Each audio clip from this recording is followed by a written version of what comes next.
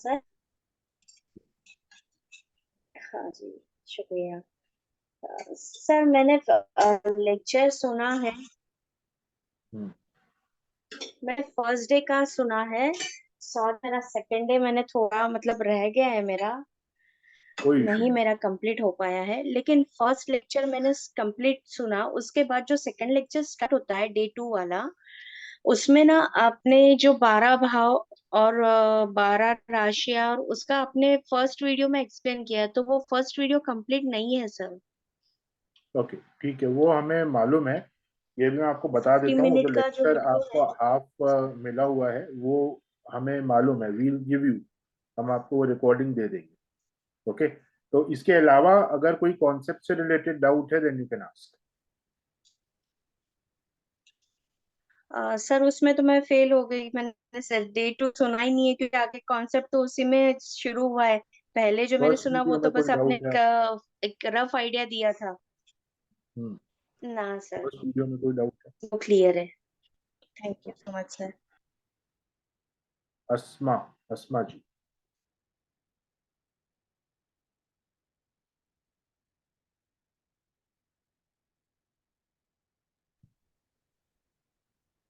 Good evening sir. Sir मेरा question ये है कि जैसे ये जो आपने उसमें बताया है कि ये फ्रेंड्स हैं प्लेनेट के, ये एनिमीज है, ये न्यूट्रल है। एंड जो फ्रेंड्स है, देन वो किस तरह से फ्रेंड है प्लेनेट के? मतलब एक हाउस में बैठने के लिए फ्रेंड्स हैं या अच्छे रिजल्ट देंगे वो एक दूसरे को? एनीवे, फ्रेंड्स का मतलब ये होता है कि अगर वो दो प्लैनेट्स किसी योग में पार्टिसिपेट कर रहे हैं then they will give you okay. Good results. अगर वो प्लैनेट्स आपस में उनका दृष्टि संबंध है, again it will give you good results. अभी ये संबंध आप समझेंगे, दृष्टि मीन्स एस्पेक्ट, एक दूसरे को अगर देख रहे हैं। Yes sir. Yes sir. अगर एक प्लैनेट जैसे मर्क्यूरी और वीनस की हम यहाँ पे बात करते हैं, एक एग्जांपल लेते हैं, Mercury and Venus are friends. तो if yes sir. Mercury is sitting in the house of Venus, Venus is sitting in the house of Mercury, again they will give you good okay, results because दोनों got it. Friends okay, got it. दोनों साथ में किसी house में बैठे हैं, very good. Okay. Mercury first में, Venus seventh में, दोनों सप्तम दृष्टि से एक दूसरे को देखेंगे, अगेन वेरी गुड। सो उन दोनों का रिलेशन कैसे भी बन जाए, अगर वो फ्रेंड्स हैं तो वो आपको अच्छा रिजल्ट देंगे। सर जैसे दोनों एक दूसरे की राशि में, एक एग्जॉल्टेड है दूसरा डेबिलिटेटेड है, हम्म, वर्गो और पाइसेस का दोनों का इनका ये भी तो क्रॉस हो रहा है ना कि वो वर्गो में एग्जॉल्टेड है और दूसरा अगर डेबिलिटेटेड है, देन ये। अगर Mercury or Venus, if they are sitting in Virgo, then Mercury is exalted, Venus is debilitated. यहाँ पे एक योग बनता है नीच भंगा। दैट मीन्स वीनस का जो ओके। नीच जो वो प्लैनेट डेबिलिटेटेड होकर बैठा हुआ है, that will get cancelled out. तो ऐसे योग कैंसिल हो जाता है जो गलत, मतलब जो डेबिलिटेटेड का वो होता है वहां पे कैंसिल हो जाता है। यस, देन सर और वो ये नेक्स्ट डेबिलिटेटेड हम प्लेनेट इंटर की महादशा एस्ट्रोलॉजी में में भी। हम पढ़ेंगे ये सारी चीजें, okay sir. Yogas, translations, all those things. Okay. अभी के लिए आप ये मान सकते हैं, okay Venus is debilitated, Mercury is okay. Exalted. Okay ये सर। नेट रिजल्ट, यहाँ पे result it will be positive, but अभी बेसिक एस्ट्रोलॉजी के पॉइंट ऑफ व्यू से आप समझ सकते हैं कि आपको वीनस बुरे रिजल्ट देगा, मर्क्यूरी अच्छे रिजल्ट देगा। ऑल्दो ओके ये सर। सही नहीं है, ये सिर्फ अभी के लेवल से ये आपका इंटरप्रिटेशन है। जब ओके सर। योगा हम पढ़ेंगे ना, तब आपको ये समझ में आ जाएगा कि नीच भंग कैसे होता है, what are the rules and all those okay sir. Okay, thank you very much sir. Things. Amar ji. That's it sir. Good evening sir. Good sir evening. आवाज आ रही मेरी? हाँ जी बिल्कुल। ठीक। सर मेरे दो क्वेश्चन है। एक तो वर्ड एफ्लिक्टेड का मतलब है, और ये कैसे पता चलता है कि एफ्लिक्टेड है, इसका मतलब क्या होता है एफ्लिक्टेड का? ठीक है, दूसरा सवाल। दूसरा है, एक आपने बताया था कि फोर्थ हाउस में नींद ना आने का अगर कोई पाप ग्रह अगर होता है, मतलब किसी भी ग्रह में पाप ग्रह क्या होता है, तो अगर नींद नहीं आना, तो ये कैसे मालूम कर? देखो मान लिया कि किसी ग्रह में, पर्टिकुलर ग्रह में एक मेलेफिक भी बैठा है और एक बेनिफिक भी बैठा है, ठीक है। मान लिया फोर्थ हाउस जैसे आपने बताया कि नींद ना आने का कारण है, वहां पे गुरु और केतु सपोज बैठा हुआ है, एक मेलेफिक हो गया एक बेनिफिक हो गया, ठीक है। तो ये सब चीजें होता है, तो वो कैसे देखेंगे? जैसे आपने कहा था पाप ग्रह कोई बैठा होगा, तो ये आपको इसके कारण से ये प्रॉब्लम आ सकती है। और अगर वहां पे एक अच्छा गुरु भी बैठा हुआ है और केतु भी बैठा हुआ है किसी का, तो वो कैसे करेंगे मेलेफिक बेनिफिक का कॉम्बिनेशन? और दूसरा एफ्लिक्टेड का मतलब क्या होता है, और ये कैसे पता लगता है कि एफ्लिक्टेड है कोई चीज? एफ्लिक्टेड का जो मीनिंग होता है, दैट मीन्स उसके ऊपर बुरा प्रभाव आ गया है in any ways. So afflicted means planet will now give you negative results. जैसे वीनस एक शुभ ग्रह माना जाता है, बट अगर वीनस एफ्लिक्टेड हो गया किसी भी प्रकार से, let's say Venus is sitting with Rahu, तो ये एक कॉम्बिनेशन है जो वीनस को पीड़ित कर देगा. अब उस केस में वीनस आपको अपना नेचुरल शुभ रिजल्ट नहीं दे सकता, क्योंकि अपनी वो पीड़ित स्वराशि हो. में हो तब भी? अगर अपनी स्वराशि में हो तब भी? हाँ, कोई भी राशि में हो. ओके, उस पर भी हम आएंगे कि उसके क्या क्या अलग अलग. एक प्लैनेट को एफ्लिक्टेड बोलने के लिए ना आपको कम अच्छा से कम अच्छा। अभी दो, जी जी। इट इज नॉट इतना इजी नहीं है. मैं एक जी जी। सिंपल से एग्जांपल, आज की डेट में मुझे अराउंड 12 साल हो गए हैं. When I look at an horoscope, मेरा जो फर्स्ट एनालिसिस आफ्टर 12 years जहां पे मुझे सबसे ज्यादा प्रॉब्लम होती है, that is to see whether the planet is actually afflicted हो. उसके इतने सारे पैरामीटर्स हैं, वर्गों में वो कैसा है. क्योंकि ये अगर आपने पता लगा दिया कि कोई प्लैनेट आपके लिए अफ्लिक्टेड है या नहीं, यही पता लगाने से यू कैन प्रिस्क्राइब जेमस्टोन. क्योंकि gemstone can not be given of an afflicted planet. अगर किसी को जेमस्टोन देना है फॉर सर्टेन रिजल्ट्स, तो सबसे पहले तो ये पता करो कि वो प्लैनेट अफ्लिक्टेड है या नहीं. और वो एक D1 को देखने से पता नहीं चलेगा, आपको सारे वर्गों में उसको चेक करना पड़ेगा. वो किन किन योगों में पार्टिसिपेट कर रहा है, उसकी दशा कैसी है, उसका गोचर कैसा है, एवरीथिंग विल डिटरमाइन. लेकिन बेसिक लेवल पे समझने के लिए हमने एक एग्जांपल लिया है, Venus is sitting with Rahu, then it is afflicted. अब वो अपने शुभ रिजल्ट नहीं देगा. अब वीनस अगर कंबस्ट हो जाता है, ये आपको 7th या 8th लेक्चर में कॉम्बशन का टॉपिक पढ़ाया जाएगा इन बेसिक कोर्स इटसेल्फ. तो हम जो वेडनेसडे वाला लास्ट डाउट सेशन करेंगे उसमें आपको ये कॉम्बशन समझ में आएगा, अवस्था समझ में आएगी, वीक अवस्था में है, स्ट्रॉन्ग अवस्था में है. So everything will determine whether it is afflicted और नॉट. अगर वो कंबस्ट हो गया, सन के साथ क्लोज कंजंक्शन में, उसकी पावर ही खत्म हो गई, तब भी वो अच्छे रिजल्ट्स देने की स्थिति में नहीं है, इट इज एफ्लिक्टेड. तो किसी भी तरीके से प्लैनेट अगर अपने शुभ रिजल्ट्स देने की स्थिति में ना हो, तो वो एफ्लिक्टेड कहलाता है या पीड़ित कहलाता है. राइट वर्ड इज पीड़ित. अब शनि भी एफ्लिक्ट हो सकता है. तो शनि ऑलरेडी एक नेगेटिव प्लैनेट है, वो एफ्लिक्ट हो जाएगा तो वो और नेगेटिव रिजल्ट्स देगा. या शनि अगर आपके लिए पॉजिटिव है अकॉर्डिंग टू योर हॉरोस्कोप, तो वो अपने पॉजिटिव रिजल्ट नहीं दे पाएगा. यानी कोई भी ऐसी स्थिति जहां पे प्लैनेट आपको नेगेटिव रिजल्ट दे और पॉजिटिव रिजल्ट ना दे पाए, दैट इज एफ्लिक्टेड. उसमें हम बोलेंगे कि वो प्लैनेट एफ्लिक्टेड है.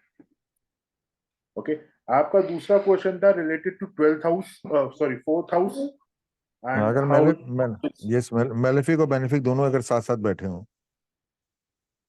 मान मेलेफिक लिया और गुरु बेनिफिक केतु। दोनों साथ साथ बैठे हों, then the planet which is strong, उसके रिजल्ट्स ज्यादा आएंगे.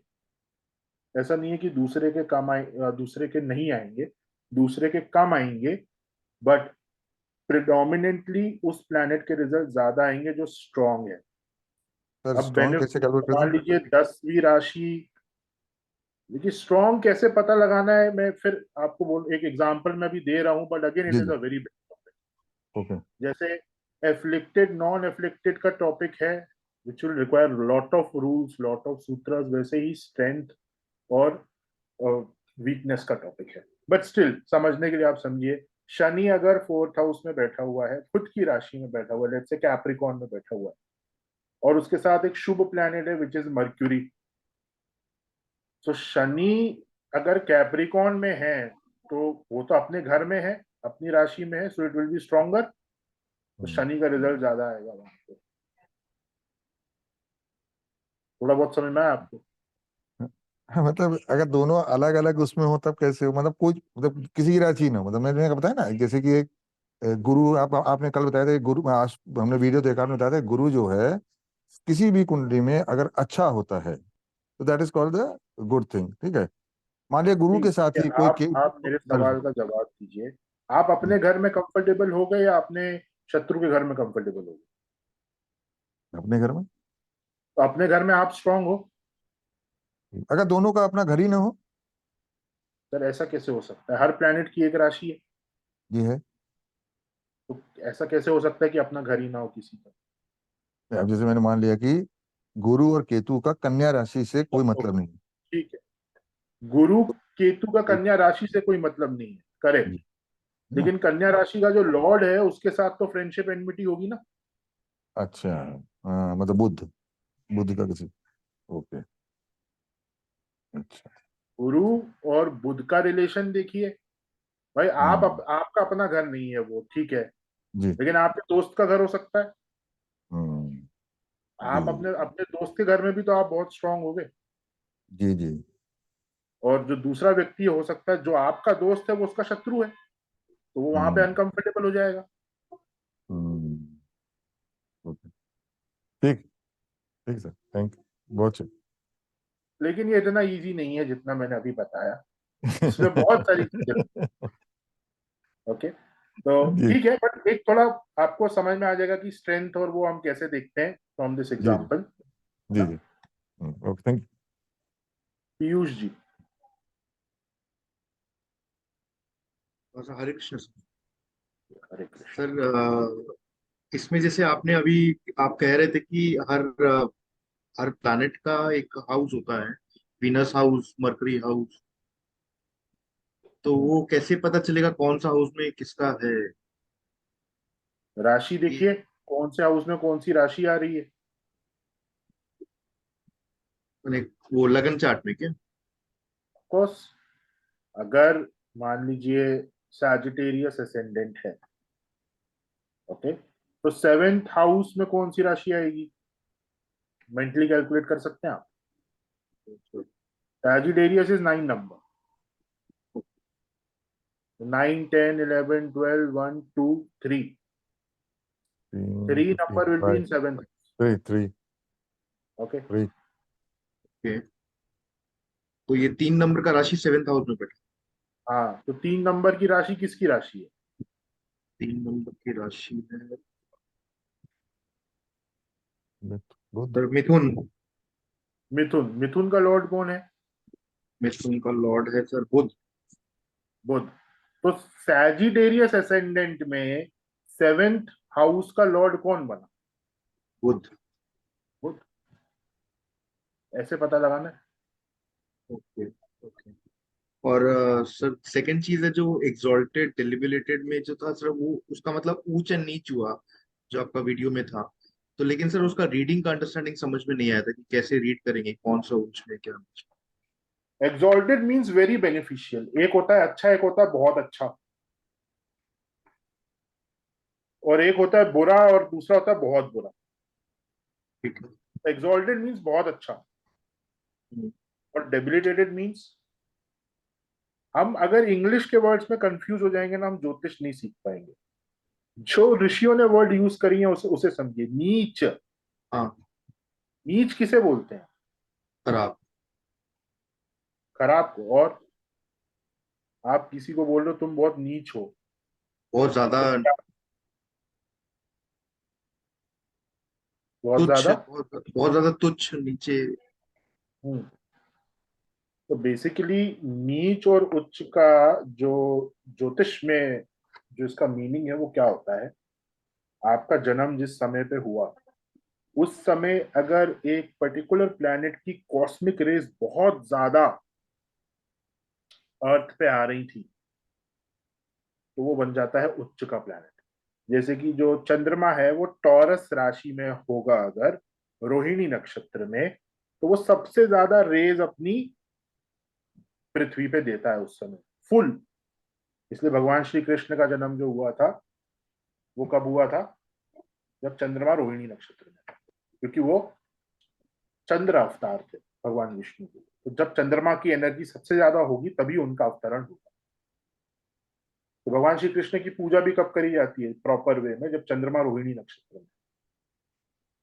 ये सूत्र अगर आप समझ जाएंगे तो जन्माष्टमी का प्रॉपर मुहूर्त निकालना भी आप सीख जाएंगे।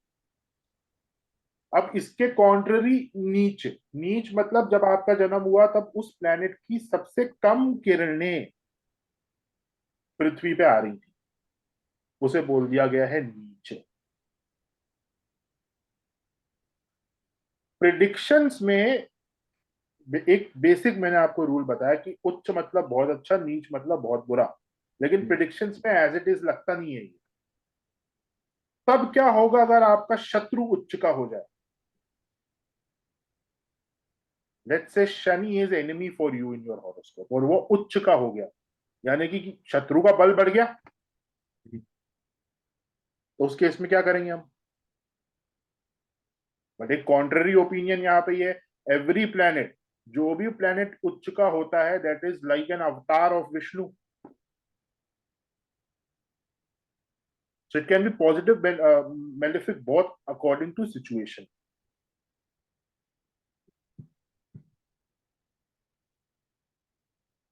Okay. लेकिन सर बस खाली एक चीज और बता दीजिए, वो जो जैसे चार्ट में आप जो क्वेश्चंस पूछ रहे थे कि उसमें ये ऊंच का कौन सा है, नीच का कौन सा है, तो रीडिंग समझ में नहीं आया था कि कैसे रीड कर रहे हैं कि ऊंच का कौन सा प्लैनेट है, नीच का कौन सा तो आगे आपको एक पीडीएफ में एक टेबल मिलेगा जिसमें हर प्लैनेट की उच्च की राशि और नीच की राशि दी हुई है। जैसे for moon, moon gets exalted in, मतलब उच्च का होता है टॉरस में, नीच का होता है स्कॉर्पियो में, वृश्चिक में। सन हाँ सर। उच्च का होता है एरीज में, हाँ यस, और तुला में वो नीच का होता है। इस वो कुंडली में कैसे निकालते हैं सर, वो जो था?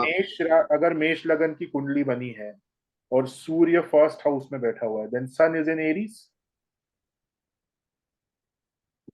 मेष लगन की कुंडली कैसे बनेगी? फर्स्ट हाउस में कौन सी राशि होगी? बताइए बताइए, देखिए बताइए।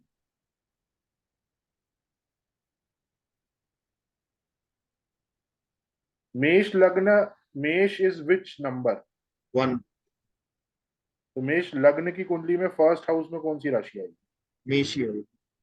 मेष ही आएगी। तो अगर फर्स्ट हाउस में सन बैठा हुआ है तो क्या होगा?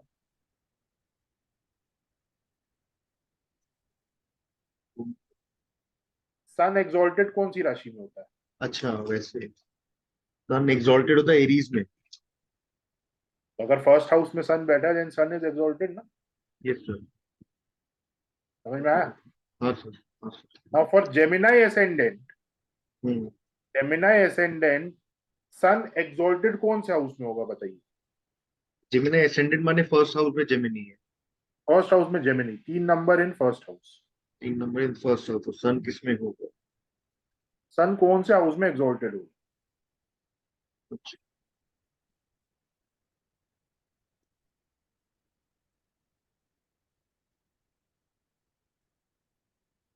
तो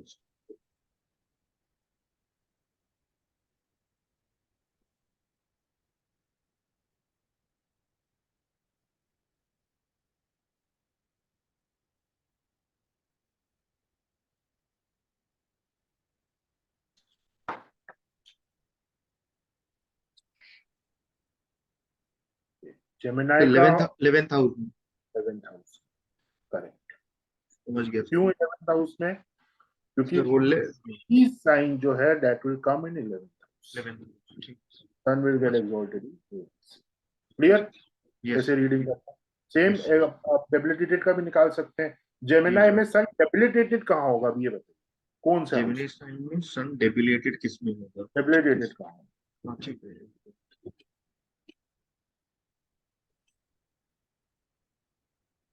तो 5th हाउस में होगा लिब्रा, लियो। 5th हाउस में लिब्रा में डेबिलिटेटेड, करेक्ट। क्लियर है? यस। Thank you. पुष्पा जी,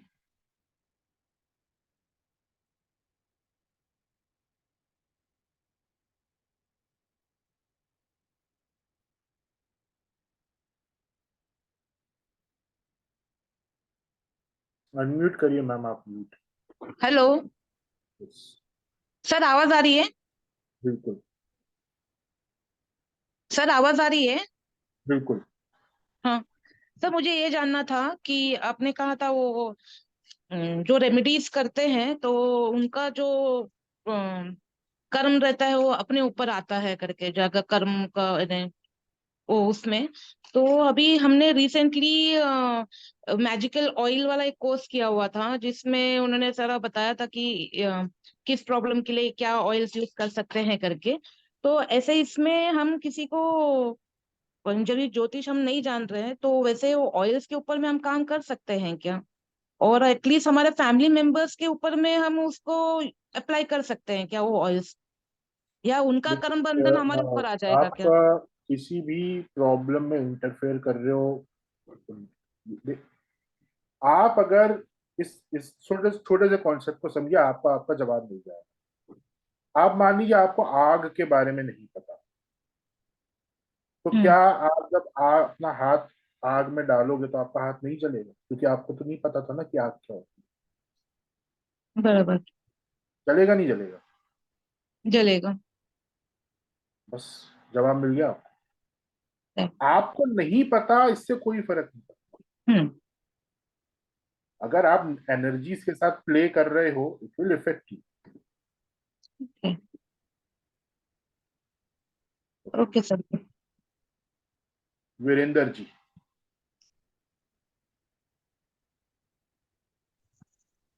नमस्कार सर। नमस्कार। सर मैंने आपकी वीडियो देखी थी, उसमें आपने 9 प्लैनेट्स के बारे में बताया था, लेकिन मैंने अभी कुछ दिन पहले वो एस्ट्रोसेज से कोई एक वो निकाली थी, अ, कुंडली। उसके अंदर सर ये 3 प्लैनेट और भी कुछ मेंशन्ड है, यूरेनस, नेपच्यून और प्लूटो, इस टाइप से। और वो जो चार्ट है, लग्न चार्ट, उसमें भी मेंशन्ड है। तो इसके बारे में थोड़ा बताएंगे सर? ओके, ठीक है। Uranus, Neptune and Pluto are included in astrological analysis. लेकिन होता क्या है, आपके ऊपर, आपकी जिंदगी के ऊपर ये आउटर प्लैनेट्स कहलाते हैं, तो इनका इतना ज्यादा प्रभाव नहीं होता है। मीन्स 90% जो प्रभाव है वो सिर्फ और सिर्फ सैटर्न तक है। अच्छा जी। 10% प्रभाव यूरानस, नेपच्यून, प्लूटो का भी होता है, और इनके अलग अलग prediction rules and we have a course on these 3 planets also, जो काफी बाद में करवाया जाता है। जैसे नेपच्यून का जो रोल आता है आपके हॉरोस्कोप, हाँ जी। नेपच्यून का रोल कब आएगा? आपके मृत्यु के 15 दिन पहले। अच्छा आपके जी। मृत्यु के 15 दिन पहले नेपच्यून एक्टिवेट होता है, और उसका रोल है आपके हॉरोस्कोप। ओवरऑल लाइफ में भी प्रभाव रहता है, लेकिन वो नेग्लिजिबल प्रभाव रहता है। वो उतना प्रभाव होता है जितना आपको शायद समझ में ना आए in your day to day activities. अच्छा जी। तो हमारे ह्यूमन लाइफ के ऊपर जितने प्लैनेट्स का प्रभाव होता है, उनको ज्योतिष में प्राइमरीली स्टडी करा जाता है। हर प्लैनेट एक देवता है, वैसे यूरानस, नेपच्यून एंड प्लूटो भी देवता है। ठीक उनकी है भी सर। विधि का भी विधान है। हम्म। बट हमारे, क्योंकि लाइफ के ऊपर उनका इतना ज्यादा इम्पैक्ट नहीं है, इसलिए उनको मेजर प्रिडिक्टिव एनालिसिस से बाहर रखा गया है। स्पेशल सिचुएशंस जहां पे होती हैं, या उस पर्टिकुलर प्लैनेट का जब पीरियड आता है, हम्म। देन हम उनको भी एनालाइज करते हैं, उनका भी एस्पेक्ट देखते हैं, उनका भी प्लेसमेंट देखा जाता तो सर है। लेकिन ऐसे ही जब हम आपने सिर्फ यूरेनस, नेपच्यून, प्लूटो देखा है, ऐसे बहुत सारे अलग अलग पॉइंट्स भी हैं हॉरोस्कोप में, जैसे मांडी है, गुलिका है, इन सबको भी देखा जाता है, हम्म। ये भी इंक्लूड होते हैं उसमें। तो धीरे धीरे करके हम आएंगे सारी चीजों के ऊपर, लेकिन अभी आपका प्राइमरी फोकस होना चाहिए 9 प्लैनेट्स के ऊपर। अच्छा सर, इसमें ये था कि जैसे बर्थ चार्ट के टाइम पे भी वो कुछ इफेक्ट नहीं डालते हैं, बर्थ बर्थ टाइप? बिल्कुल आपके ऊपर इफेक्ट रहता है, बट नेग्लिजिबल इफेक्ट रहता है, ये मेरे कहने का। अच्छा, ठीक है sir, thank you. Nitin ji. जय श्री कृष्ण सर। सर ये पूछना था कि जैसे कि अगर हम किसी की कुंडली देखते हैं, तो सामने वाला अगर हमें बोलता है, यानी कि कोई भी उसका प्रॉब्लम लेके आता है, तब हम उसकी इसमें इंटरफेयर कर सकते हैं ना सर? ऐसा बिना बताए हम उसको अगर कोई सजेशन देंगे तो वो उसमें, हाँ, अपने हमारे ना ऊपर भी बताए उसका सजेशन प्रभाव। कैसे होगा? आपके पास अगर कोई प्रॉब्लम लेके आएगा, आप तभी सजेशन दोगे ना। हाँ। बिना बताए कैसे सजेशन होगा? तो फिर उसका अगर जेन्युइन प्रॉब्लम होगा तो उसका भी इफेक्ट हम पे ही गिरेगा ना सर। फिर उस सिचुएशन में हम बिल्कुल। सॉल्यूशन देना है या नहीं देना है? अगर किसी की problem is coming from a curse, तो वो कर्स के पार्ट आप भी बनेंगे, आप इसे समझ लीजिए। ओके, अच्छा। वो कैसे वहां पे आपको सोल्यूशन देना होता है, आपका प्रोटेक्शन कैसे होता है, ये एक सेपरेट टॉपिक है। आपको रिचुअल्स फॉलो करने होंगे बहुत सारे, एंड धीरे धीरे करके we'll introduce the rituals also. देखिए, पहले डायग्नोसिस प्रॉपर होना चाहिए, then we will come to remedy. सबसे पहले तो आप ये देखो कि आपको आपको ये पता है कि कौन सी दवाई लेनी है। दवाई देने के पहले आपको क्या बीमारी पता है? नहीं। तो देखो, आप दो गलत काम कर रहे हो। एक तो आपको नॉलेज नहीं है और आप कुछ भी कुछ बोल रहे हो, वो एक अलग नेगेटिव इफेक्ट देगा आपके ऊपर। और दूसरा, किस हॉरोस्कोप में किस प्रकार से उपाय दिए जाते हैं आफ्टर गेटिंग नॉलेज, मतलब एक नॉलेज होने के बाद आपको कैसे हैंडल करना है, पर्सनली आपको कौन से रिचुअल्स फॉलो करने होते हैं, वो जब आपको पता चलेगा तब आप कर पाओगे। तो आपको दोनों ही चीजें नहीं पता। अभी तो आपको बीमारी को डायग्नोस करना ही नहीं आता। जब डायग्नोस करना आएगा, उसके बाद आप दवाई के बारे में सीखोगे कि भाई डायग्नोसिस तो हो गया, अब दवाई, टाइफाइड में कौन सी दवाई देनी है, मलेरिया में कौन सी दवाई देनी है, ब्रोंकाइटिस में कौन सी दवाई देनी है, वो एक स्टेज है। और फिर वो दवाई देने के लिए आपको क्या प्रिपरेशन करनी for protection, that is the third stage. तो अभी हम कौन सी स्टेज पे हैं? फर्स्ट। फर्स्ट। बस। तो अभी फोकस क्या होना चाहिए? डायग्नोसिस। देन उसके बराबर। बाद रेमेडी पे आएंगे, और उसके बाद किस प्रकार से कर्सेस को, बाकी सारी चीजों को मैनेज करा जाता है, क्या क्या रिचुअल्स होते हैं उसके, वी कंप्लीट। अच्छा। तो हम अपना खुद का प्रोटेक्शन कर सकते हैं इन चीजों से बचने के लिए? जब टाइम आएगा वो नॉलेज रिव्यू करिए। ओके। जी। सर सर मुझे ये आपने जो अभी थोड़ी देर पहले एग्जांपल दिया था ना कि जैसे जेमिनाई असेंडेंट है तो उसका सन एग्जॉल्टेड रहेगा 11th वाले उसमें ना। सर वो मुझे मुझे नहीं समझ में आया sir, can you just explain that one second? Sir उसका सन कहाँ Gemini exalted? Gemini Gemini ascendant कौन से नंबर की राशि बनती है, आपको पता है? हाँ, जेमिनाई है तो थर्ड है। थर्ड है। हाँ तो सर। हॉरोस्कोप में जब जेमिनाई बनेगा, तो हम्म। फर्स्ट हाउस में कौन सी राशि आएगी? थ्री। फर्स्ट हाउस में 3। 3 आएगी। हम्म। तो ऐसे ही आपको ये देखना है कि अगर फर्स्ट हाउस में 3 है, हम्म। तो 11th हाउस में कौन सी होगी? 11th हाउस में लियो। कैसे? नहीं, लियो नहीं। 1 2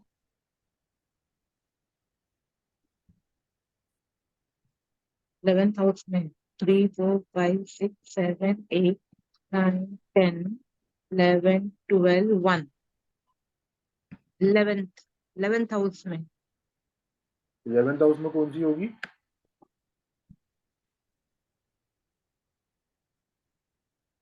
बताइए ना, कैलकुलेट करिए, फर्स्ट हाउस से गिनती करना चालू करिए। हाँ सर, एक मिनट, जेमिनाई 11th हाउस में एरीज। लियो। कौन बोल रहा है?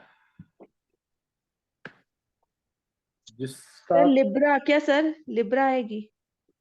कैसे आएगी बताइए? सर क्योंकि हमने जेमिनाई को 3 नंबर से स्टार्ट किया तो नेक्स्ट उसका जो सेकंड हाउस में कैंसर हुआ ना फिर सर। ठीक है, तो ये 3 नंबर हो गया, ये जेमिनाई बन गई। हाँ। तो 4 नंबर यहाँ आएगा। सेकंड में, हम्म 5 यहाँ आएगा।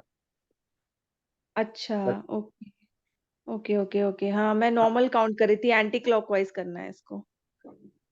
6 7 8 9 10 11 12 1 1 एक यहाँ आ जाएगा। 1। हम्म अब सन एग्जॉल्ट कौन सी राशि में होता है? लियो में ना, Aries exalt. Aries Aries Aries में। एरीज तो में अगर सन यहाँ बैठा हुआ है, hmm then it is exalted, yes yes. Correct. हम्म अब अगर मैं इसको 3 की जगह अगर मैं इसको कैंसर बना देता हूँ, let's say this is cancer, हम्म तो अब सन एग्जॉल्ट कहाँ होगा? 1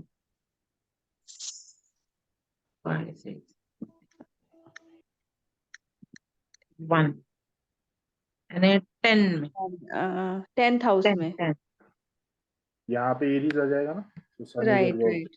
राइट राइट राइट क्लियर है? Yes yes yes yes yes sir, ठीक है, थैंक यू सर। और थोड़ा प्रैक्टिस करिएगा इस कंसेप्ट के ऊपर।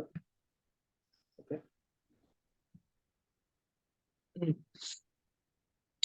ओके चलिए, तो अभी will come to the topic of today. अब Q&A हम यहाँ पे क्लोज कर रहे हैं, and we will start with the predictions of all this. सभी को अपना अपना हॉरोस्कोप मालूम है? एसेंडेंट क्या है, मून साइन क्या है?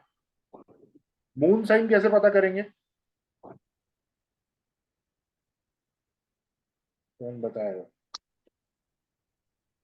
हम अपना मून साइन कैसे पता करेंगे? चैट बॉक्स में बताइए। नहीं, नेम से नहीं पता करना। मून साइन जिस भाव में चंद्रमा है वो आपका मून साइन हो जाएगा। लेट्स से आपका लग्न यानी कि आपके हॉरोस्कोप में फर्स्ट हाउस में 5 नंबर लिखा हुआ है, that means your ascendant is Leo, SIM ascendant है आपका। और आपको अगर मून साइन पता करना है तो ये देखिए कि चंद्रमा कहाँ बैठा हुआ है। अगर चंद्रमा आपका मान लीजिए टॉरस में बैठा हुआ है, तो आपका मून साइन क्या हुआ? वृषभ, टॉरस। तो लग्न कौन कौन सा साइन होता है? जो फर्स्ट हाउस में जो नंबर लिखा है दैट इज असेंडेंट, लग्न। और चंद्रमा जहां बैठा हुआ है that is your moon sign. जिस भी राशि में चंद्रमा बैठा हुआ है वो आपका मून साइन बन जाता है। अमर जी।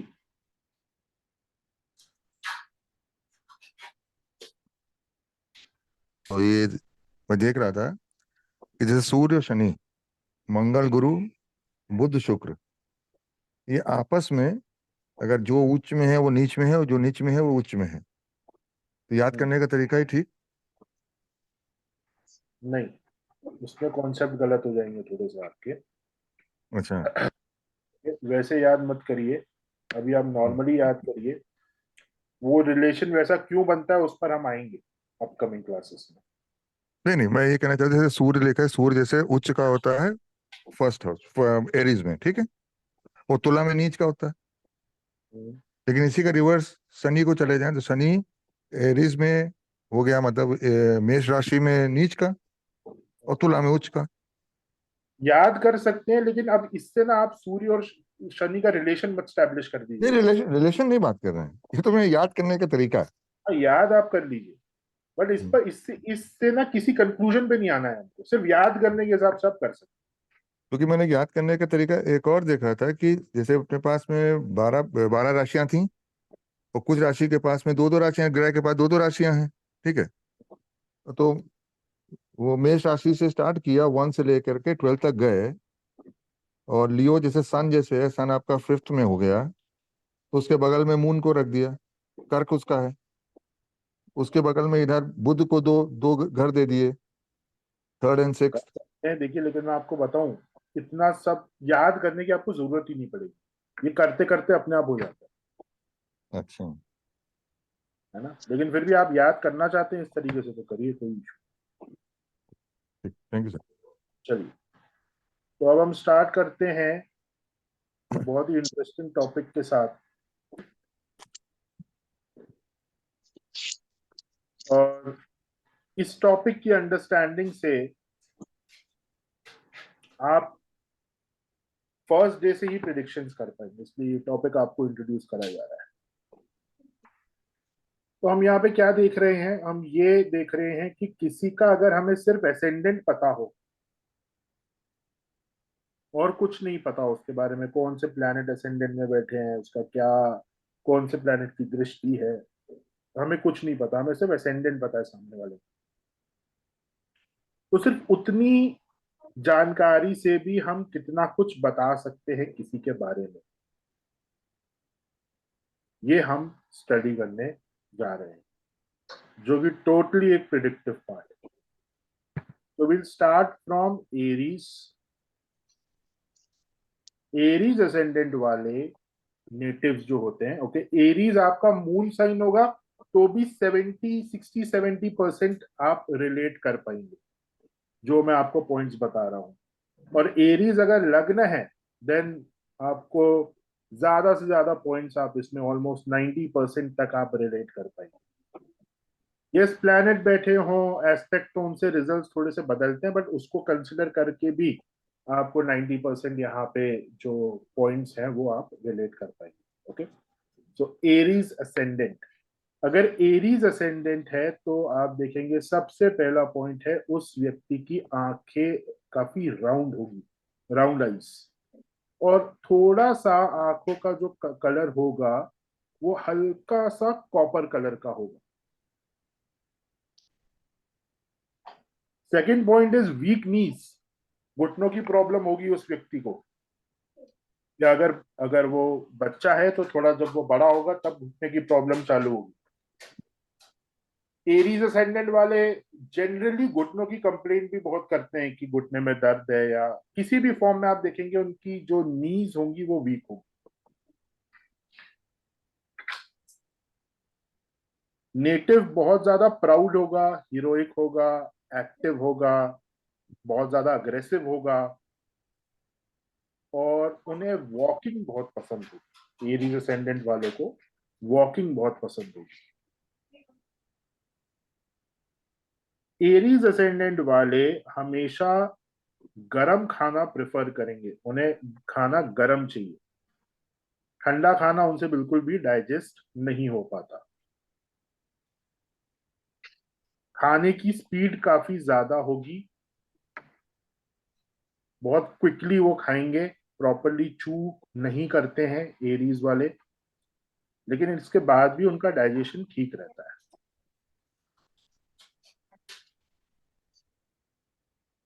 अगर ये नेटिव मेल है तो इसे फीमेल्स काफी पसंद होंगी, मतलब अट्रैक्शन टुवर्ड्स ऑपोजिट सेक्स बहुत ज्यादा रहता है for both mails and females.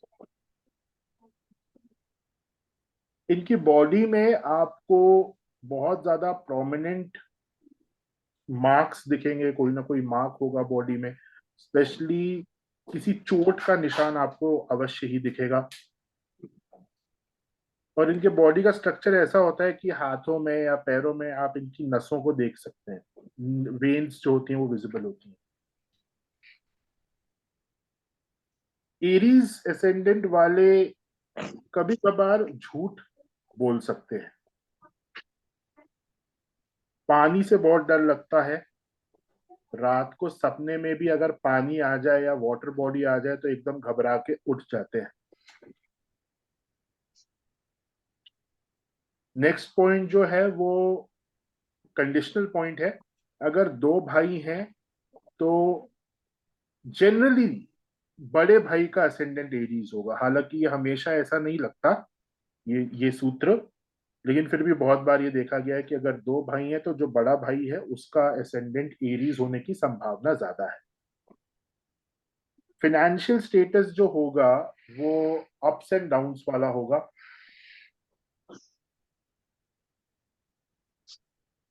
एकदम अचानक से गुस्सा आता है इनको, और जितना अचानक से गुस्सा आता है उतना ही जल्दी वो ठंडा भी हो जाता है।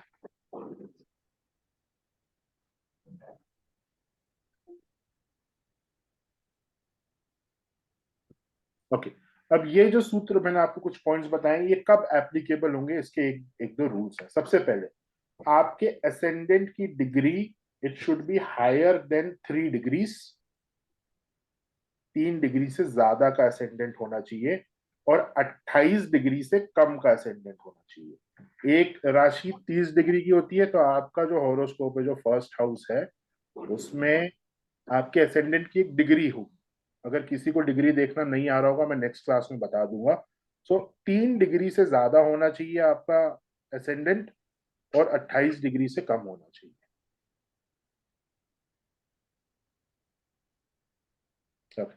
किस किस का एरीज असेंडेंट है, हैंड रेस करिए, या आप किसी को जानते हो जिनका एरीज असेंडेंट।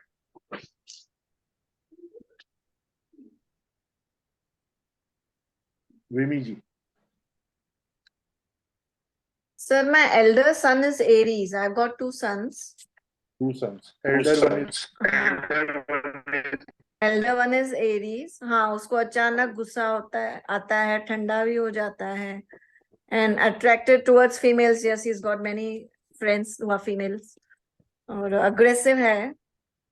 हाँ, brownish थोड़ी eyes है उनकी, मतलब dark brown. तो these are है, walk तो मतलब है, वो 1 घंटा बैठेगा भी तो like he will go down for walk and then he'll come back. या तो उठ के घर में 5-10 मिनट वॉक करेगा। और उसको मार्क्स हैं बहुत, वो शूज पहनता है ना, तो उसके शूज के मतलब फीट के अराउंड बहुत मार्क्स हैं, मतलब जो शू बाइट्स होती है ना, तो सो मैच हो रहा है। और मेनली तो I was like, it was new for me कि एल्डर ब्रदर का एरीज होता है, बिकॉज आई गॉट 2 सन्स। तो elder one. Thank you. Varinder जी।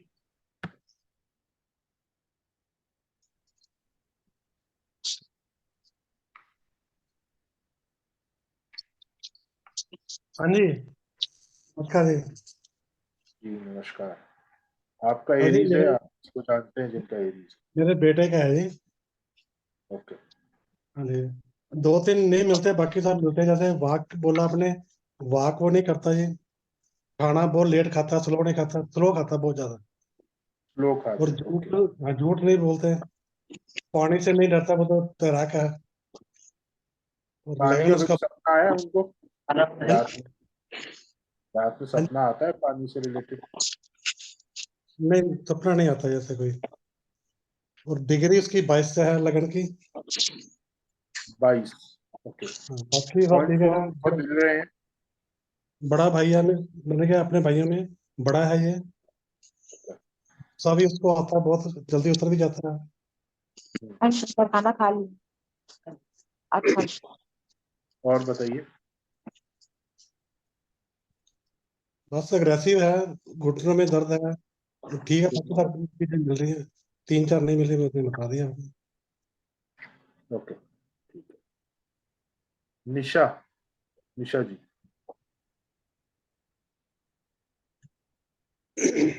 मुझे ये पूछना था कि जो आप मुझे लग्न, मतलब आप जो अभी लग्न सिखा रहे हैं, तो हमारे कुंडली के जो 12 भाव है, उसमें से जो बीच का जो स्क्वायर बनता है, उसमें जो रहती है राशि, जो नंबर, वो लग्न होता है ना सर? यस, वो लो। ओके। एक्चुअली मेरी बेटी का मकर लग्न में है, लेकिन अभी ये जो हमने जो मेष में लिखा ना, वो सारे गुण उसमें है। बिल्कुल, वो हो सकता है जब मकर का आएंगे तो आप और रिलेट कर पाएंगे। लेकिन मून साइन क्या है उनका? वो भी मकर है, जीनल नाम है उसका, राशि भी मकर है। ओके। तो और ज्यादा एरीज से आप उनका रिलेट कर पा रहे हैं? कौन कौन से पॉइंट्स? हाँ, सभी सर, सभी। सारी चीजें? हाँ जी। वर्गा चार्ट्स में मेरी बड़ी एरीज ज्यादा बेटी प्रेडोमिनेंट। है, मुझे दोनों बेटियां ही है, और ये बड़ी बेटी है। बड़ी बेटी है, ओके। देखिए यहाँ पे थोड़ा सा एक मैं एडवांस चीज आपको बता रहा हूँ, हालांकि इस पर भी फोकस मत करिएगा। एक व्यक्ति की कुंडली जब आप देखते हैं ना, तो आपको ये देखना होता है कि नवांश ज्यादा स्ट्रांग है या लग्न ज्यादा स्ट्रांग है। नवांश ज्यादा स्ट्रांग है या लग्न ज्यादा स्ट्रांग है। दूसरा कंसिडरेशन, कौन से हाउस में ज्यादा प्लैनेट्स हैं। लेकिन अभी उन सब चीजों पे हम नहीं जाएंगे, अभी हम सिर्फ असेंडेंट के बेसिक फीचर्स को समझेंगे और रिलेट करने का प्रयास करेंगे। ओके, धीरे और धीरे करके और सारी चीजें आपको समझ में आएंगी और कि सर ऐसा एक क्यों है रिक्वेस्ट है। कि आपका मकर लग्न है लेकिन एरीज के सिग्निफिकेशन ज्यादा मिल रहे हैं। वो इसलिए होता है क्योंकि किसी ना किसी वर्गा चार्ट से एरीज ज्यादा एक्टिवेटेड है। ओके, तो उन सर सब एक चीजों पे रिक्वेस्ट और है, हम हाँ जी, लिख नहीं पाते हैं, आप रिपीट करेंगे, मतलब 2 बार बोलेंगे। रिकॉर्डिंग मिल जाएगी मैम, आप बार बार सुन के लिख लीजिएगा, कोई इशू नहीं। ओके शरद ठीक है जी। Sir. Thank you so much sir, आपका सिखाने का बहुत ही बढ़िया तरीका है। शरद जी। हाँ सर नमस्कार। जो आपने सर मेष लगन के बारे में बताया, ये मेरे यहाँ चंद्र राशि से आता चंद्र राशि से आ रहा है तो ऑलमोस्ट 70% आप रिलेट करते है। के अंदर जैसे कॉपर जो मतलब भूरी आंखें थी वो नहीं है, मेरी ब्लैक है। बाकी कुछ चीजें काफी सारी काफी हद तक मिलती हैं, जैसे फाइनेंशियली अप एंड डाउन, गुस्सा बहुत तेजी से आएगा लेकिन विद इन अ सेकेंड्स वो वापस उतर जाएगा। तो काफी चीजें इसके अंदर बिल्कुल आप ठीक बता रहे हैं, उसमें कोई डाउट नहीं है। हाँ, जो आपने बताया 70-80% मैच करता है चंद्र राशि में, वो चीज ठीक है। खाने का जैसे गर्म खाना खाता हूँ तो जल्दी डाइजेस्ट होता है कंपैरेटिवली ठंडे खाने के। और पानी से हाँ बहुत पसंद है, लेकिन मैं उसके अंदर एंटर करना पसंद नहीं करता। मेरे को हैं। क्लियर पानी पसंद है, लेकिन अगर कहीं पर अनस्टेबल पानी है तो मेरे को वो चीजें पसंद नहीं। तो एरीज असेंडेंट वालों को एक चीज और है, वाटर, जैसे पिकनिक वगैरह पे जाते हैं तो वाटर से थोड़ा सा आपको जहाँ पे पानी ज्यादा होता है और एक फोर्स में पानी होता है वहां पे थोड़ा सा केयरफुल रहना चाहिए। हाँ मैं एक बार बच चुका हूँ। यस। मैं एक बार हाँ 2 बार बच चुका हूँ, सॉरी, बल्कि दोनों बार बहते हुए बचा हूँ। नहा रहा था, पानी में बह गया था, लेकिन मैं निकल गया था किसी तरीके से बाहर। जितने भी एरीज वाले हैं तो थोड़ा केयरफुल रहिएगा और स्विमिंग अवश्य सीखिएगा। एरीज वालों को स्विमिंग आनी चाहिए। अगर स्विमिंग की वजह से ही बचा था मैं, अदरवाइज तो मैं बह गया था, गंगा जी में बह गया था मैं। और यही इसी तरीके का ड्राउनिंग और इनसे रिलेटेड जो इवेंट्स होते हैं, एरीज वालों को इन चीजों के सपने भी परेशान करते हैं। इसलिए मैंने आपको सपने का बताया था कि पानी से रिलेटेड सपना अगर किसी के साथ फिजिकली नहीं हुआ है ना तो उसको कभी ना कभी ऐसा सपना आएगा कि वो पानी से उसको कोई नुकसान हो रहा है, वो डूब रहा है इस तरीके से, एंड देन सडनली वो व्यक्ति जागे। एरीज वालों के साथ ये चीज होती है। चलिए, let's start with taurus.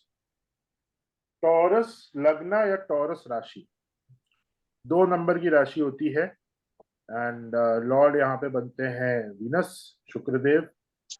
Appearance काफी अच्छी होती है टॉरस वालों की।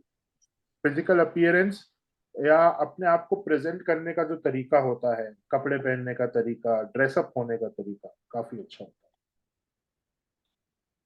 फेस के फीचर्स को अगर आप देखेंगे तो फेस काफी ब्रॉड होगा और थाइस काफी ब्रॉड होगी। फेस के ऊपर या फेस के पीछे बैक साइड पे कोई ना कोई मार्क हो सकता है, बर्थ मार्क या इस तरीके का मार्क हो सकता है। एरीज वालों में it was a wound mark, जैसे कभी मैम ने भी बताया था कि उनके बेटे के पैर में जूतों का वो निशान होता है, शू बाइट्स का। So that is a wound mark Aries में। यहाँ पे बर्थ मार्क होगा टॉरस पे, और ये फेस पे, फेस के बैक या फेस के साइड्स पे होगा। काफी तेज चलते हैं, वॉकिंग्स जो इनका होता है, वॉकिंग स्पीड काफी तेज होती है। डाइजेस्टिव पावर्स काफी स्ट्रांग होती हैं टॉरस वालों की। अगर टॉरस असेंडेंट वाले एग्रीकल्चर से रिलेटेड कोई काम करते हैं तो लक इनको फेवर करेगा।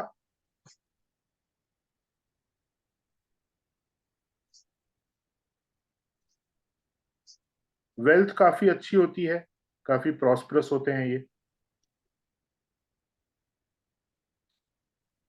ये दूसरों के लिए अपने आप को सैक्रिफाइस करने की स्पिरिट रखते हैं।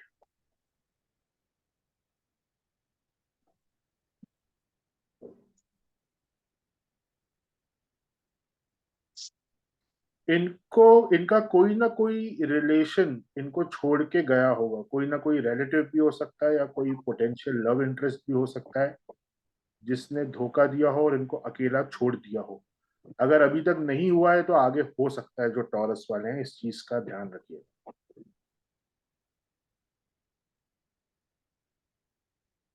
रिलेटिव्स के साथ अच्छा रिलेशन इनका नहीं होता है नॉर्मली, लेकिन फ्रेंड्स इनके परमानेंट होते हैं और बहुत अच्छे फ्रेंड्स होते हैं।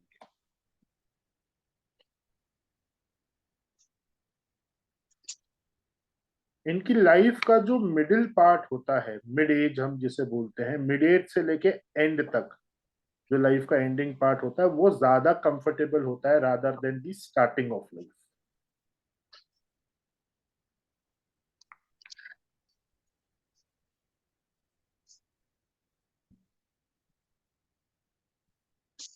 ओके, कौन कौन है भाई टॉरस वाला राशि से या लग्न से?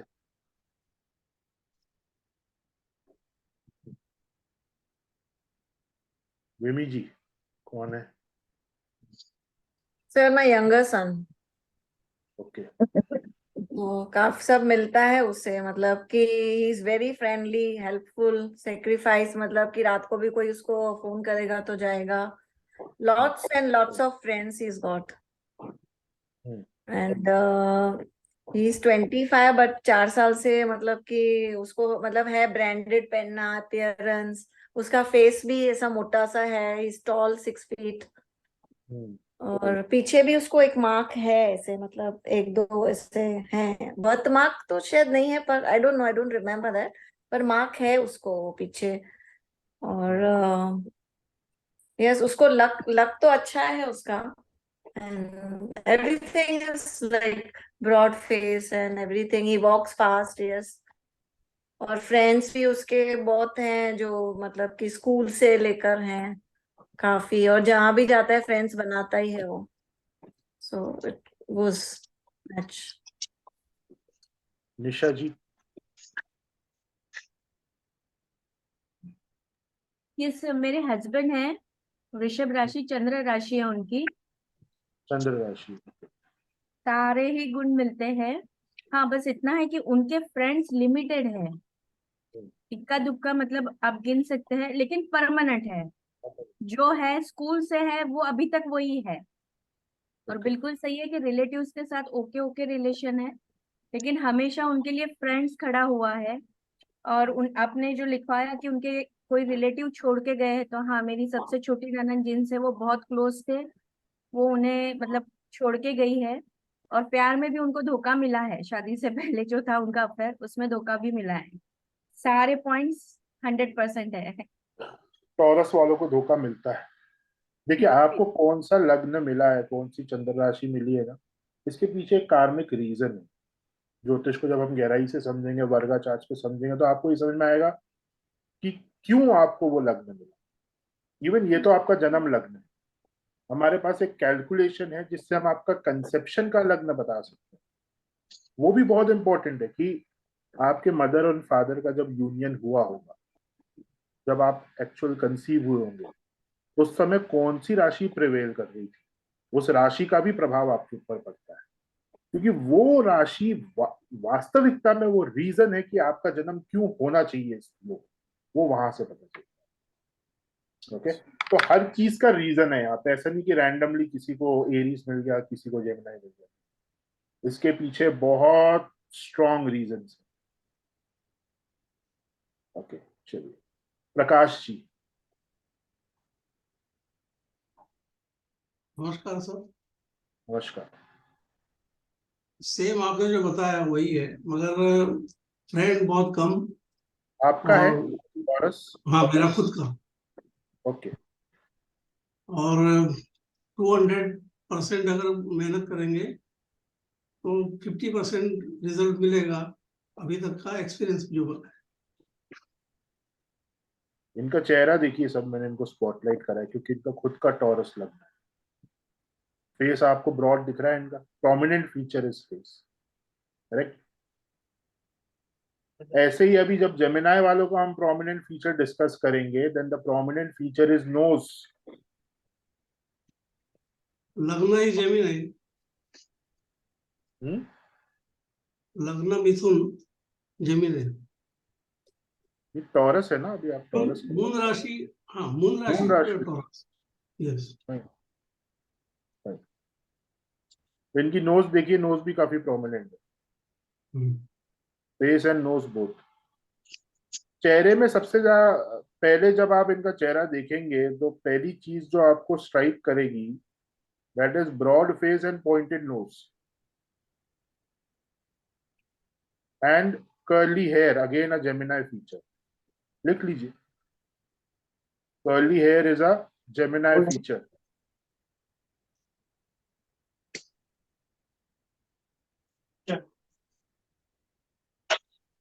ओके, चलिए जेमिनाई डिस्कस करते हैं। आपको दो चीजें बताई, prominent nose and curly hair. कोई है जेमिनाई जिसका लग्न हो जो हमारे बीच में हो, आप जानते किसी को हो मेरा वो? खुद का ही है सर। हाँ प्रकाश जी, आप तो हैं, आपके अलावा और कोई? अच्छा,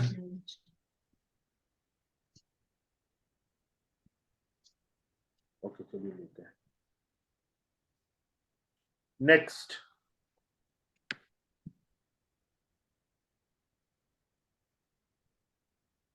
fond of gambling. Fond of gambling, gambling करना अच्छा लगता होगा जेमिनाई एसेंडेंट्स वालों को, या जेमिनाई जिनकी चंद्र राशि है।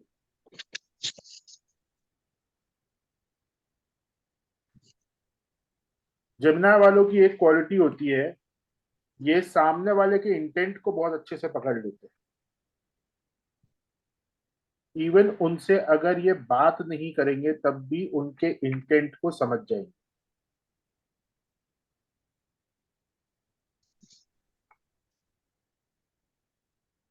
सिंगिंग और डांसिंग का बहुत शौक होगा।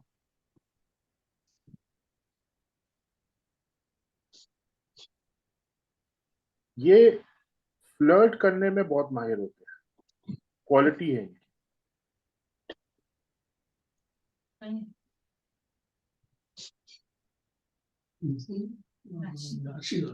ऑपोजिट सेक्स के साथ हमेशा ये आप इनका अटैचमेंट पाएंगे।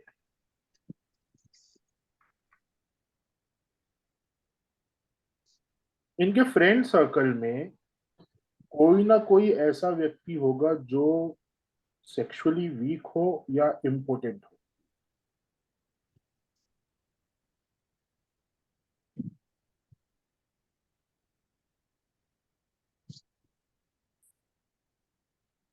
नेचर काफी डिप्लोमेटिक होता है ऐसे लोगों का, और डिप्लोमेसी से रिलेटेड जो प्रोफेशन है उनमें अच्छा कर पाते हैं।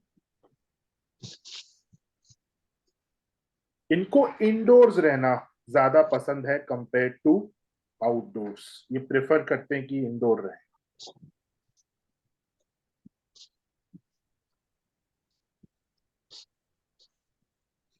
फेशियल फीचर्स मैंने आपको बताया, nose will be very very prominent and curly hair also. बहुत सारे लोगों में कर्ली हेयर का भी देखा जाता है। ओके, कौन कौन है? भावना जी।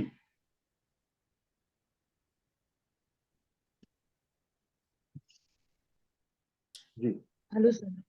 जी सर, मैं खुद जेमिनी हूँ। और सभी चीजें जो भी आपने बताई ये ऑलमोस्ट बिल्कुल ही करेक्ट है। मतलब कुछ भी ऐसा नहीं कहा जा सकता इसके अंदर कि कुछ भी गलत है। मतलब एक एक चीज जो आपने डिस्क्राइब की, दैट इज 100% करेक्ट।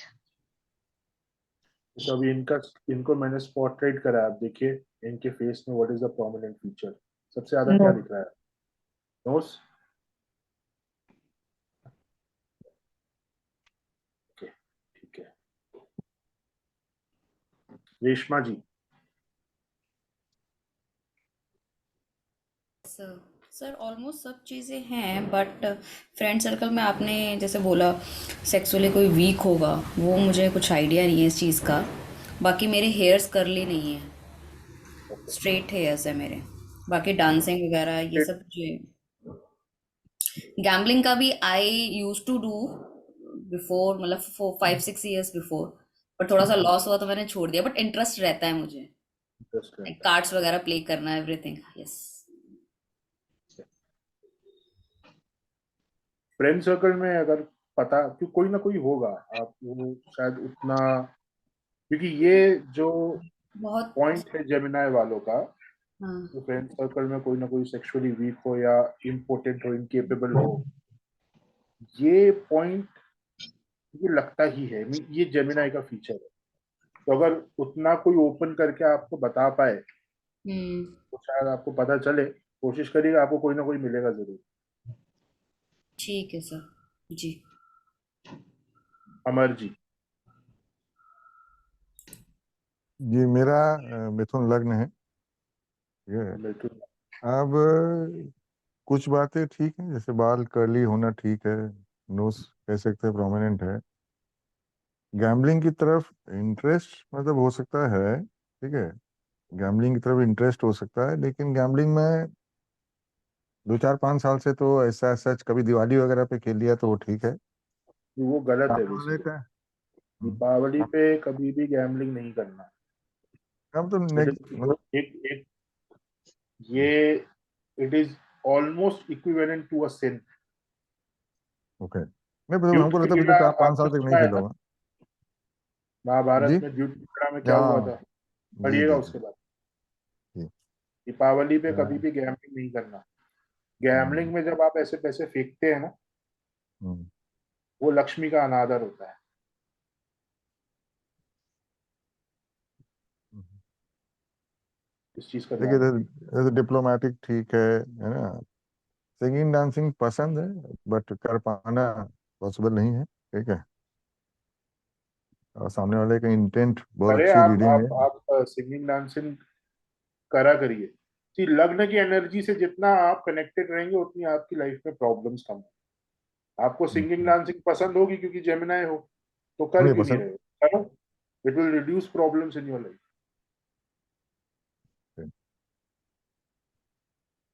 आवाज अच्छी नहीं होती इसलिए नहीं करता। तो अच्छी कर लो आवाज, वैसे आपकी आवाज अच्छी लग रही है मुझे। लेकिन ना, आप सीख सकते हैं ना, सीख वो आपके लिए।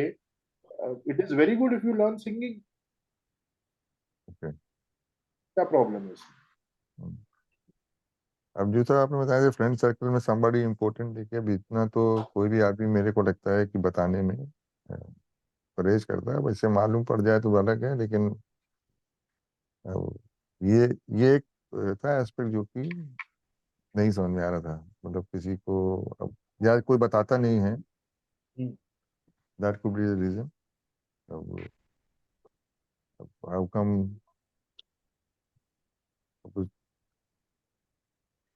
बाकी और फीचर्स इंट्यूशन कह सकते हैं, इंट्यूशन कैन बी देयर। और intuition is a separate thing.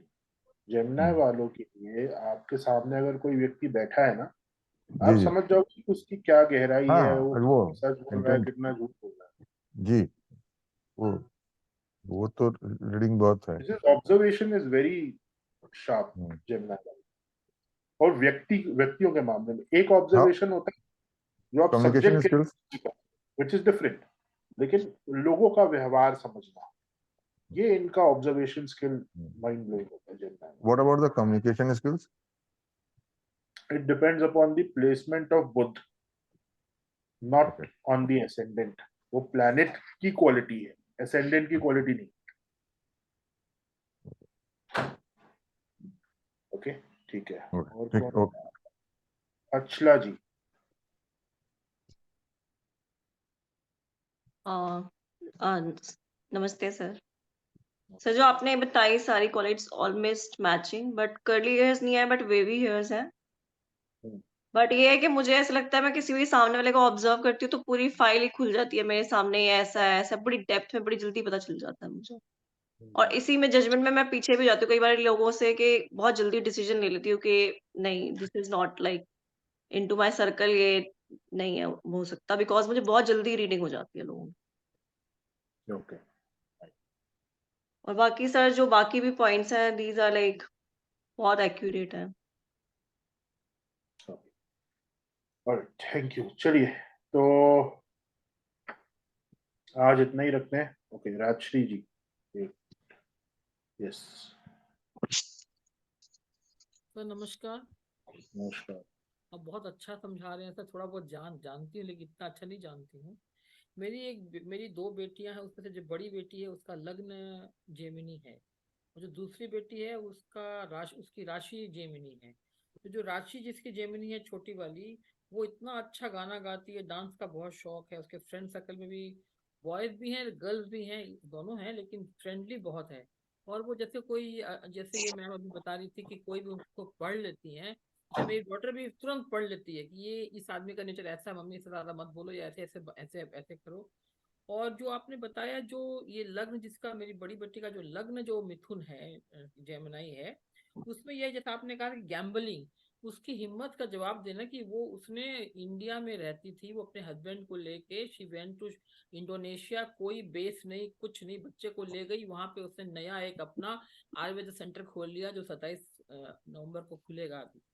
और एकदम इतना बड़ा गैम्बलिंग, मतलब not in the wrong sense but in right sense, कि तुरंत उसने ऐसा बड़ा रिस्क लिया अपनी लाइफ के बाद। She could have done anything wrong also, but she has been a very good successful, वहां पे जाके काफी सक्सेस भी मिल रही है उसको, और she is like by man, specially friends उसके काफी सारे हैं।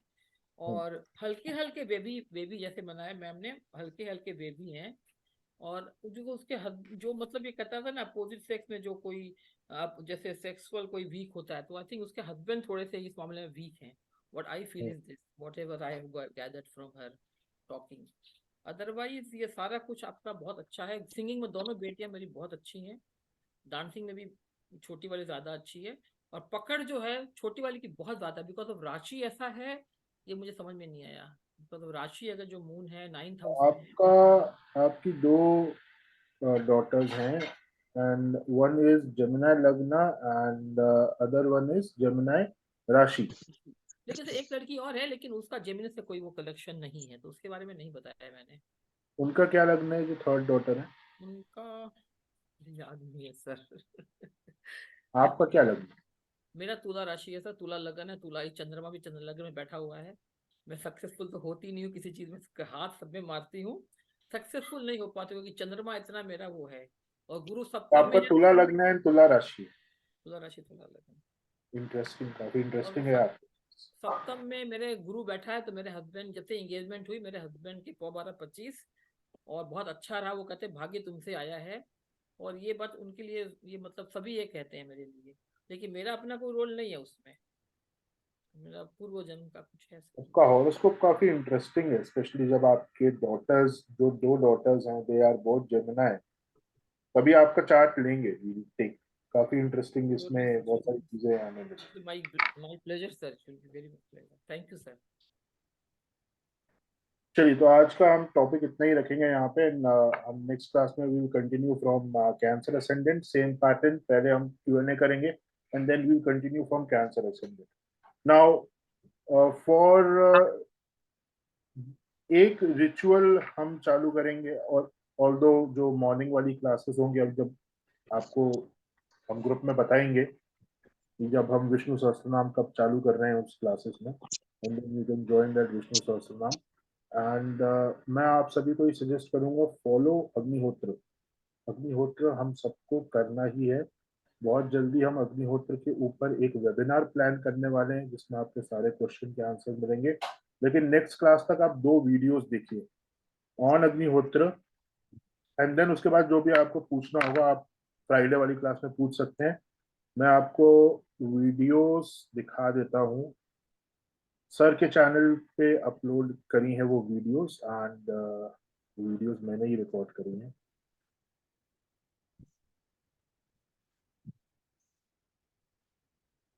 ठीक है, तो आप ये YouTube पे सर के चैनल पे जाइए।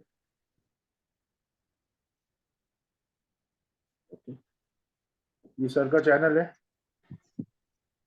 ना?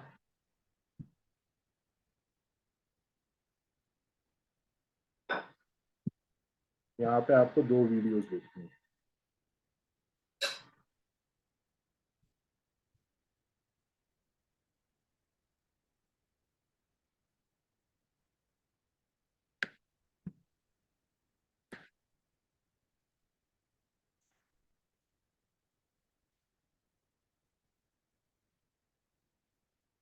ठीक, ये 2 वीडियोज हैं। फर्स्ट इज व्हाट इज अग्निहोत्र, हाउ टू डू अग्निहोत्र, बेनिफिट्स ऑफ डूइंग अग्निहोत्र। यहाँ पे मैंने अग्निहोत्र के पात्रों के बारे में एक्सप्लेन करा हुआ है, कैसे पात्र होने चाहिए, अग्निहोत्र होता क्या है, what are the benefits and all. And ये वीडियो आपको पहले देखनी है एंड उसके बाद आपको ये वीडियो देखनी है, दैनिक वैदिक अग्निहोत्र विधि पूर्वक कैसे करें, अग्निहोत्र करने की संपूर्ण विधि। इसमें मैंने पूरा प्रोसेस समझाया कि अग्निहोत्र करा कैसे जाता है। तो ये 2 वीडियोस देखिए। ये इतना पावरफुल प्रोसेस है, वो उसकी पावर मैं आपको अभी बताना नहीं चाहता। इन वेबिनार वी डिस्कस, जो हम एक वेबिनार करेंगे, it is a practice webinar. यहाँ जो मंत्रों का उच्चारण करा जाता है उसे कैसे करा जाता है एंड ऑल दोस थिंग्स। लेकिन अभी आप फ्राइडे तक पहले ये वाला वीडियो देखिए, व्हाट इज अग्निहोत्र, एंड देन दैनिक वैदिक अग्निहोत्र कैसे करें, द विधि, इसको आप देखिए। और ये 2 वीडियोस आप देख के रखिए। जो भी डाउट होगा फ्राइडे को आप पूछ सकते हैं। Okay, alright, yes. तो कर्मा के ऊपर भी एक वीडियो आई थिंक आपको देखनी चाहिए।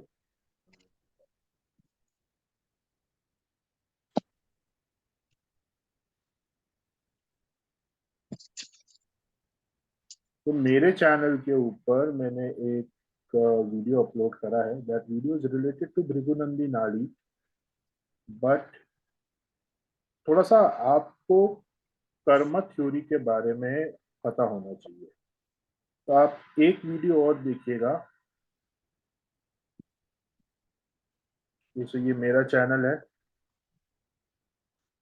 और ये जस्ट अभी हमने चालू करा है, ऐसे ही सर ने बोला था हर कंसल्टेंट को कि आप चालू करिए। तो इसमें आप देखेंगे ये वाला जो वीडियो है, learn Bhrigu Nandi Nadi astrology Saturn and Jupiter in Bhrigu Nandi Nadi, ये वाला वीडियो आपको देखना है।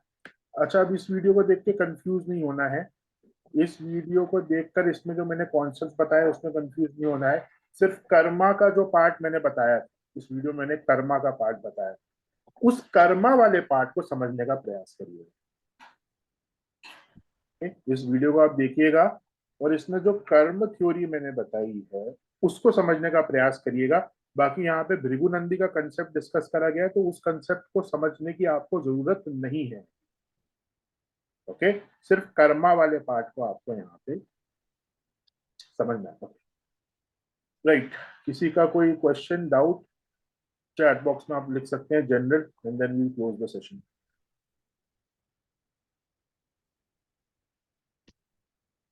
नेहल जी ग्रुप में ऐड, ठीक है, आप मुझे भी मैसेज कर देना, मैं आपको ऐड कर दूंगा।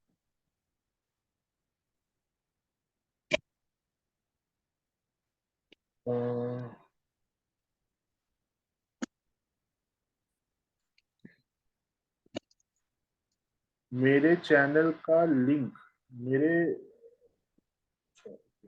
ठीक है, मेरे चैनल का लिंक मैं अभी ग्रुप में डाल देता हूँ। ग्रुप में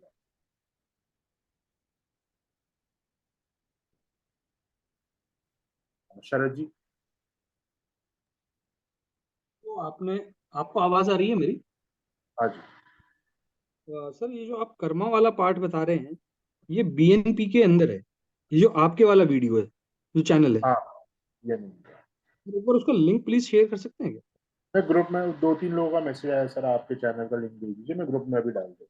एक चीज सर, इसी से रिलेटेड था, मेरा बीएनपी से रिलेटेड था, सॉरी मैं एक सेकंड आपको और लूंगा। इसमें आप भृगु नाड़ी, भृगुनंदी नाड़ी, इसके अंदर सर आप सैटर्न और जुपिटर को ज्यादा कंसीडर करते हैं, बेस जो होता है बिल्कुल इसी। वो हाँ सर, वीडियो में मैंने वही बताया है कि why Saturn and Jupiter in Bhrigu Nandi Nadi. अरे ओके, इसका जवाब भी आपको मिल जाएगा वो वीडियो देखकर, why Saturn and Jupiter. Done sir. Yes, Vishnu Sahasra Nam के लिए वील इन्फॉर्म यू, जब भी वो स्टार्ट होगा you will get a notification in the group, and most probably Kartik Purnima से उसको स्टार्ट कर देंगे। We are waiting for that muhurat, Kartik Purnima. Sir उसका प्रोनाउंसिएशन भी सिखाएंगे, वो सुनता तो मैं हूँ। Everything will be covered, everything will be covered. Fine sir. हाँ, उसको आप सब्सक्राइब, मेरे चैनल को आप सब्सक्राइब कर सकते हैं, you will get the notification जो भी नेक्स्ट वीडियो है। Fine sir, fine. ओके, सभी को जय Shri Krishna. Next will meet on Friday, और फ्राइडे तक आपको क्या क्या करना है वो सब आपको बता दिया। ओके, जय श्री कृष्ण।